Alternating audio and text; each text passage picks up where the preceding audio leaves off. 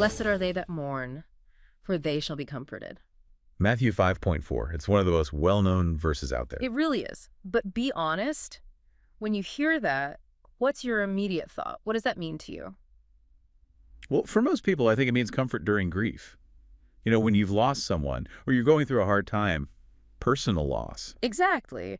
But today we're looking at a source that argues we might be reading it a little inwardly. A bit too focused on ourselves, maybe. Yeah. It's a devotional entry from Rhapsody of Reality's daily devotional by Pastor Chris. And the whole premise here is that Jesus wasn't just talking about personal sadness. He was speaking prophetically. And that word prophetically, that's the real pivot point here, isn't it? It is. It shifts the entire focus from your pain to a kind of deep empathy for others. The source actually calls it intercessory mourning. Intercessory mourning. That sounds pretty intense. Can you break that down for us? What does that actually mean?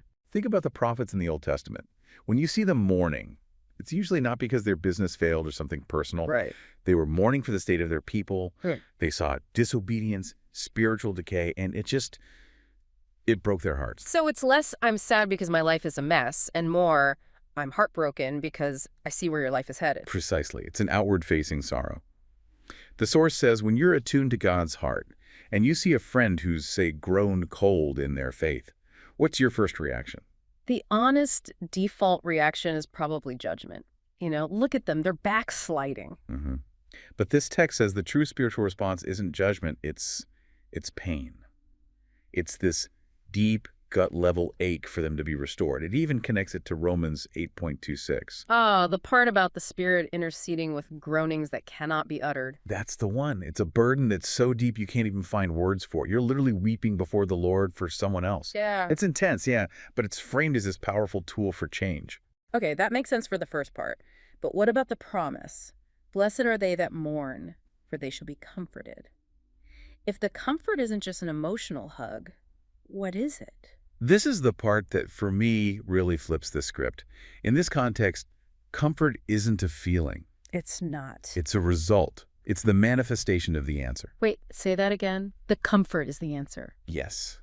You are comforted when you see the person restored, when you see the situation actually turn around. Your comfort is the victory. That's a much more active definition. The author, Pastor Chris, gives this incredible personal example. He talks about how he used to keep these files, actual files, with the names of people he was praying for. And these weren't simple cases, I'm guessing. No, not at all. He mentions people with, and I love this detail, bad attitudes. We all know a few of those. Right. Or people who were inconsistent, whose businesses were failing. The kind of people you might be tempted to just write off. But he didn't. He mourned for them, interceded with tears. And the comfort he got wasn't just feeling better after praying. Exactly. The comfort came years later.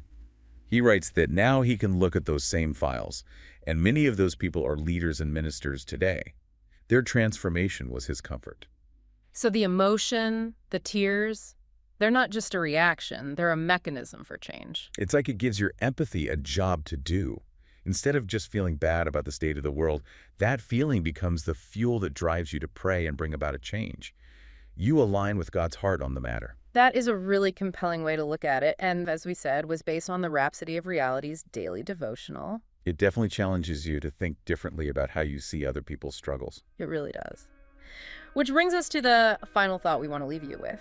If mourning isn't just a passive state of sadness, but an active tool for restoration, who in your life might be waiting for those tears of intercession right now? Definitely something to think about. Thanks for listening. We trust you were blessed by this episode. To gain unlimited access to Rhapsody of Realities by Pastor Chris, please download the Rhapsody app using the link myapp.rhapsodyofrealities.org. God bless you.